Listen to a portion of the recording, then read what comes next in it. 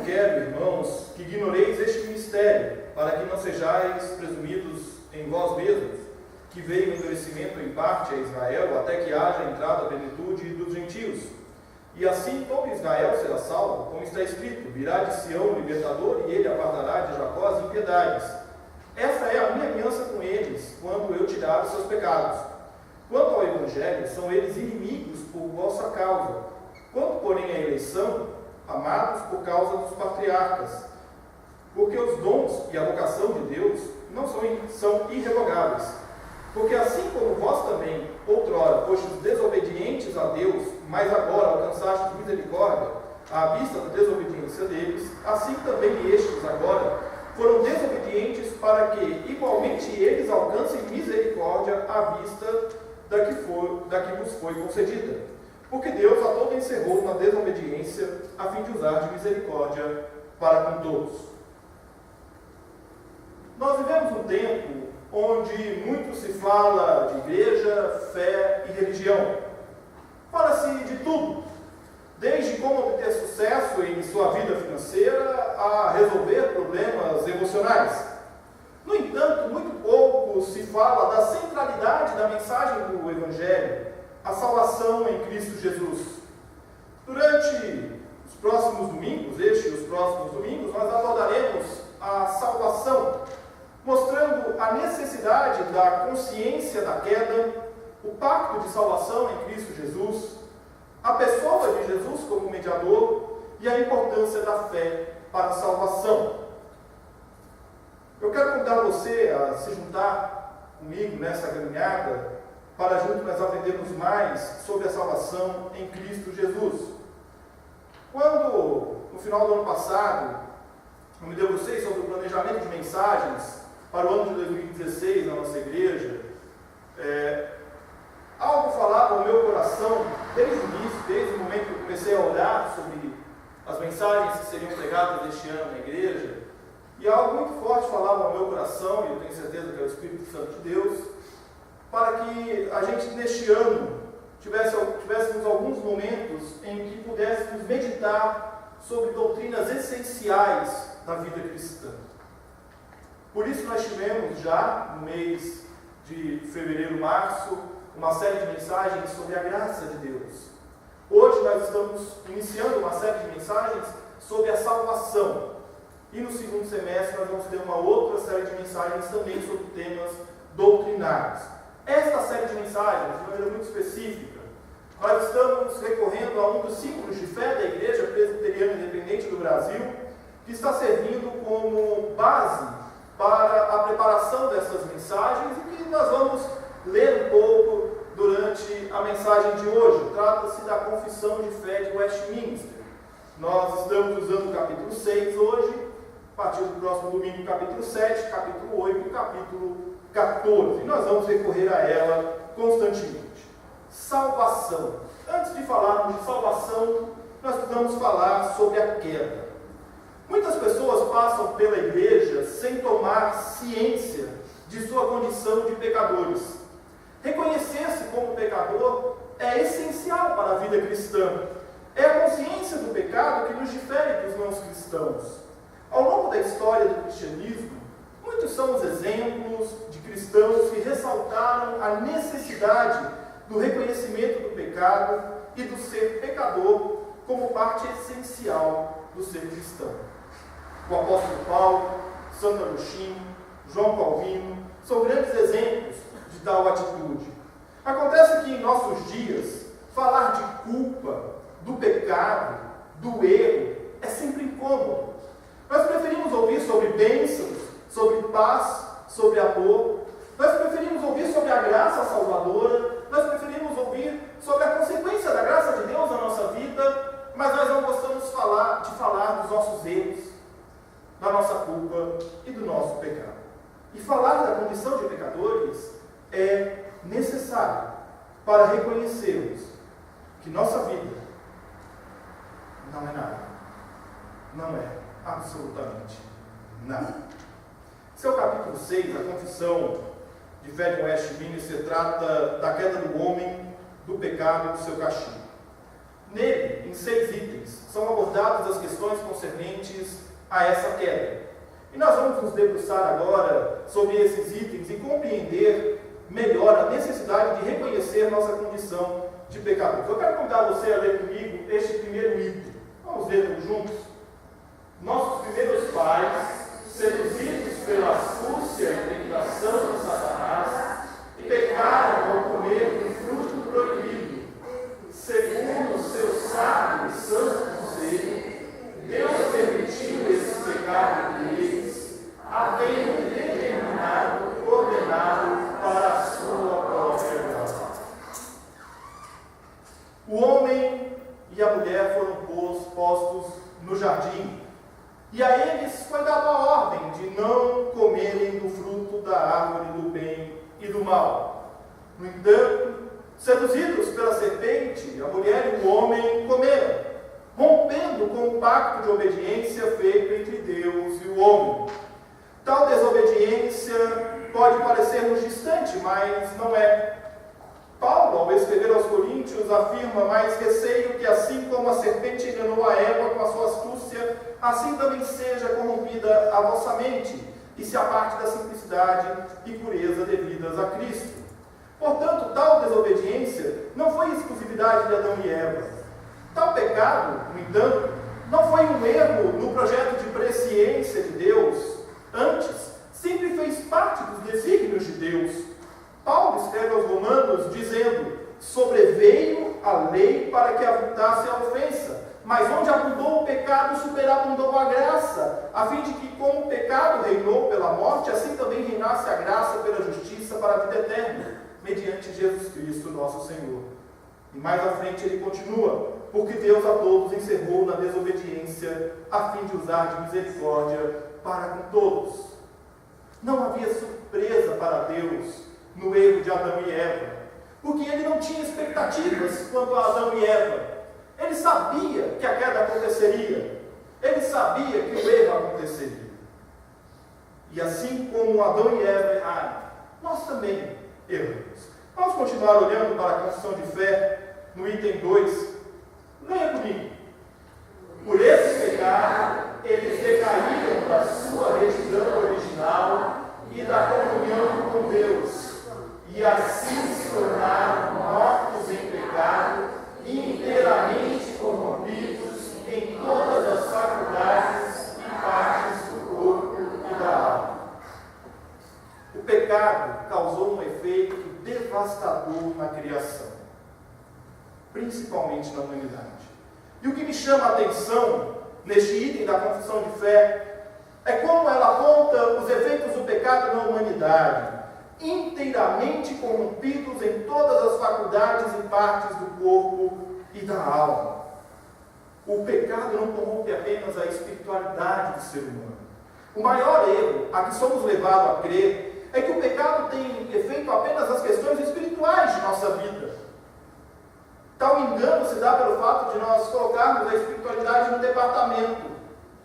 Então, quando se trata de assuntos espirituais, hoje de manhã a gente falava um pouco sobre isso na escola dominical, quando se trata de assuntos espirituais, a gente coloca na gavetinha ou na caixa dos assuntos espirituais as questões espirituais.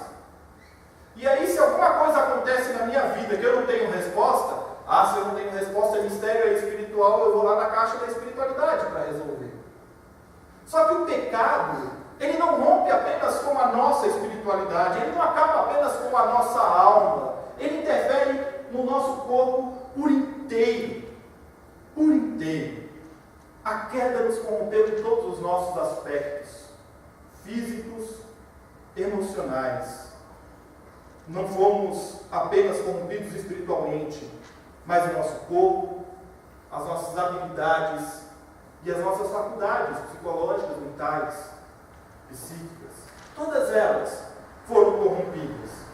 Os nossos pensamentos, a nossa capacidade de discernimento, o nosso senso de justiça e igualdade, o nosso senso de humanidade, tudo foi tomado e corrompido pelo pecado. Por isso não há nada, absolutamente nada de bom que possamos fazer que não proceda de Deus. A queda corrompeu a nossa humanidade. E nós perdemos não apenas um lugar no jardim, como alguns gostam de dizer poeticamente, mas nós perdemos principalmente a essência, a ternura e o ser do jardim. Vamos continuar olhando para a confissão de fé, no item 3, leia comigo. Sendo eles o trono de toda a humanidade, o delito de seus pecados foi imputado a seus filhos. A mesma morte em pecado, bem como a sua natureza corrompida, foi transmitida a toda a sua posteridade, que deles procede por geração ordinária.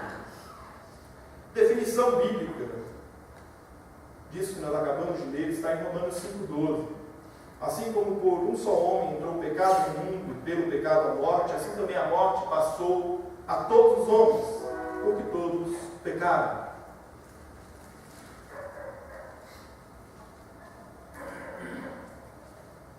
Muitos consideram injusto o fato da humanidade inteira pagar pelo erro dos nossos primeiros pais.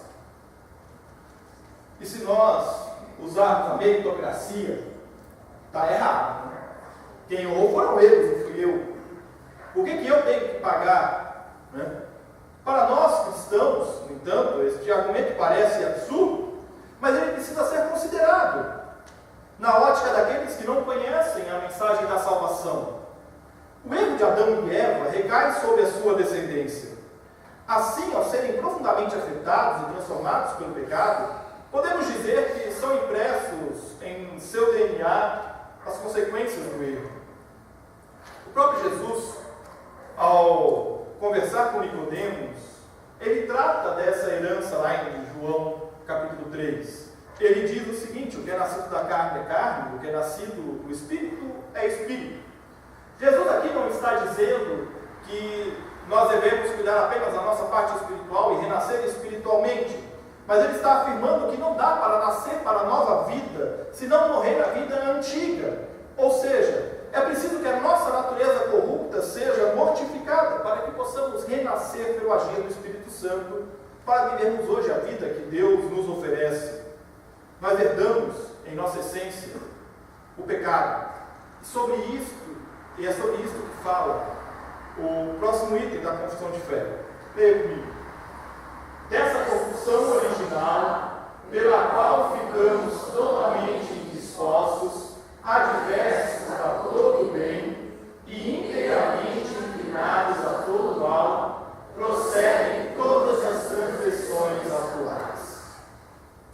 Uma vez sendo parte de nossa essência, o pecado rege as nossas atitudes. Nós ficamos totalmente adversos a toda a prática do bem. O bem não nos é natural. Contrariando a premissa católica de que todo homem é bom, a Bíblia é clara em dizer que nós estamos dominados pelo pecado e que somos mortos em nossos erros. Tiago afirma que a cobiça nos leva à consumação do pecado que há em nós. Paulo afirma que a graça se derrama sobre nós, que estamos mortos em nossos delitos e pecados. É também Paulo que afirma que não há um justo sequer. O pecado é parte da nossa vida. Não há bem que possamos fazer. Veja, por exemplo, Romanos 7, 18 a 19, que diz: porque eu sei que em mim, isto é, na minha carne, não habita bem nenhum, pois o querer o bem está em mim, não porém o efetuá-lo. Porque não faço o bem que prefiro, mas o mal que não quero, esse eu faço. Não há nada, absolutamente nada de bom em nós. Nós não devemos, no entanto, usar tal argumento para justificarmos os nossos erros, como se nós não tivéssemos responsabilidade sobre eles. É preciso ter a consciência do mal que há em nós, para sabermos que todo bem procede de Deus. Vamos continuar olhando para a confissão de fé de Westminster. Leia comigo. Essa corrupção da natureza persiste durante esta vida naqueles que são regenerados, embora seja ela perdoada e mortificada por Cristo. Todavia, tanto ela como seus impulsos são real Uma das frases mais mentirosas que há no meio cristão e que a gente é tentado a usá-la é essa frase aí: fulano está em pecado. Ah, não, ele não pode porque ele está em pecado. Ele não pode participar da ceia porque ele está em pecado. Ele não pode orar em público porque ele está em pecado. Ele não pode fazer tal coisa porque ele está em pecado. Eu não posso conversar com ele porque ele está em pecado. Ela é dita por aqueles que acreditam que o pecado é extinto da nossa natureza ao sermos resgatados por Cristo. Nós somos regenerados em Cristo, mas a nossa natureza pecaminosa permanece em nós, persiste em nós. E é por isso que Paulo afirma aos romanos: não reine, portanto, o pecado em vosso corpo mortal, de maneira que obedeçais às suas paixões. E mais à frente ele continua: porque o pecado não terá domínio sobre vós, pois não estáis debaixo da lei, e sim da graça. O pecado não some da nossa natureza, visto que fomos gerados e formados nele. Faz parte da nossa essência. No entanto, em Cristo, nós temos a força para vencê-lo.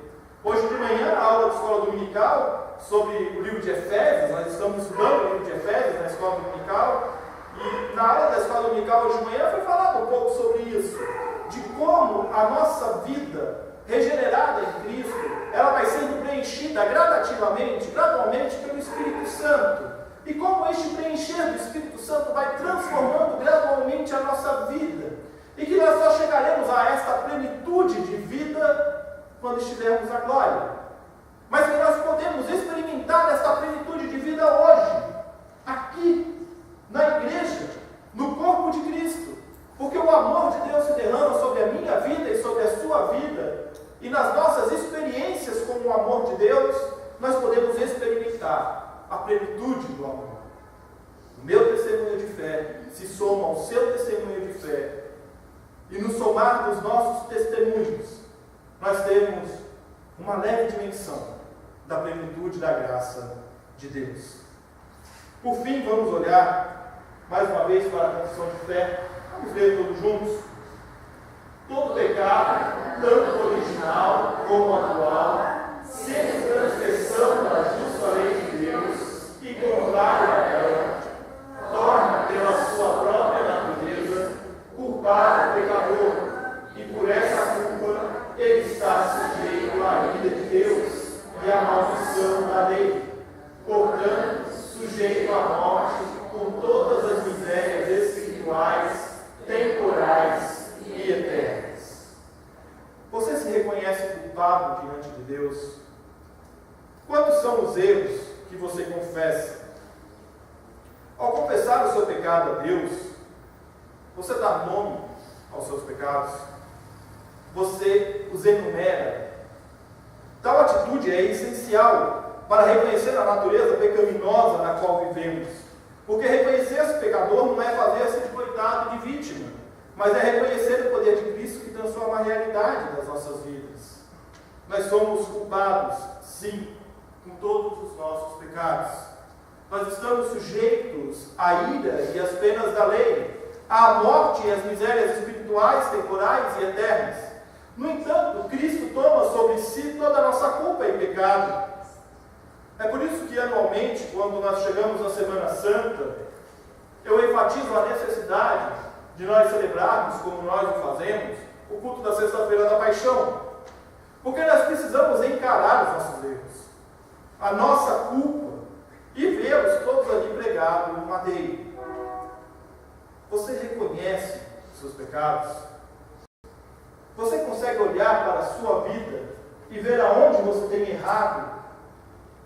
Aonde você tem agido que não é de acordo com a palavra de Deus? Você consegue olhar para aquilo que você tem feito e enumerar aquilo que está desagradando a Deus na sua vida? A lição da escola dominical desta manhã diz que o alicerce é construído de joelho. O alicerce da vida cristã é construído na oração de joelho. E no grupo de pastores que eu participo, tem uma frase que eu gosto muito, que diz que quem anda de joelhos não tropeça. Quem anda de joelhos não tropeça. E o cristão tem que andar de joelhos. Orar de joelhos. Talvez seja difícil para você se ajoelhar. Alguns têm problema no joelho, não conseguem. Outros têm outros problemas de saúde, não conseguem ajoelhar. Mas tenha a atitude de joelhos. Mas se você consegue se ajoelhar, não use a atitude de joelho como uma desculpa. Se ajoelhe de fato. Coloque-se o joelho no chão, diante de Deus, para reconhecer que nós, diante dele, não somos nada. E de fato nós não somos nada. Porque a nossa natureza é pecado. A nossa natureza é erro. A nossa natureza é falha. O pecado tomou conta de todas as partes da nossa vida.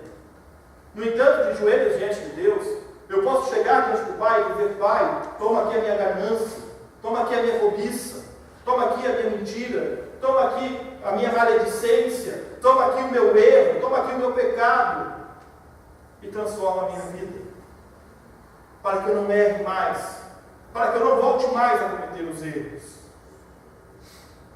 É por isso que nós temos que olhar para a cruz, e ao olhar para a cruz, ver ali os nossos pecados, naquele sofrimento, para que eu possa saber que aquele sacrifício não foi limpo.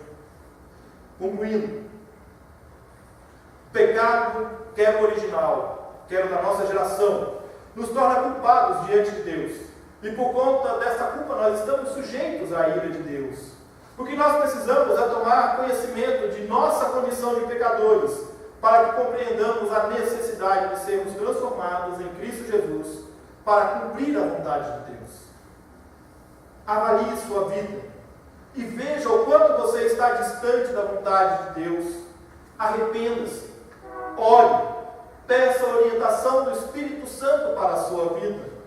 O reconhecimento do pecado é o primeiro passo para a transformação de nossas vidas. Lembre-se disso. Não existe cristão sem arrependimento. O servo de Cristo inicia sua caminhada no arrependimento. E o arrependimento só se dá quando eu reconheço meu erro, quando eu sei que eu errei. A queda teve consequências em toda a humanidade. Nós somos tomados e contaminados em nossa essência. No entanto, Deus não nos abandonou à nossa própria sorte, e Ele nos provê uma saída e um caminho. Pois assim como por uma só ofensa veio juízo sobre todos os homens para a condenação, assim também, por um só ato de justiça veio a graça sobre todos os homens para a justificação que dá vida. Romanos 5,18. É sobre este pacto que nós falaremos em nossa próxima mensagem no domingo que vem. Talvez você se sinta um tanto quanto desanimado diante do fato de sermos naturalmente pecadores. Não se sinta assim. É natural que o pecado nos desanime e nos puxe para o lado dele. Mas lembre-se, em Cristo há salvação e recursos para vencer o pecado, mesmo que ele esteja entranhado em nós. E para te confortar, eu quero retomar as palavras de Romanos, capítulo 6, versículo 14. Porque o pecado não terá domínio sobre vós, pois não estáis debaixo da lei, e sim da graça. E é sobre isso que nós falaremos no domingo que vem. Que Deus nos abençoe.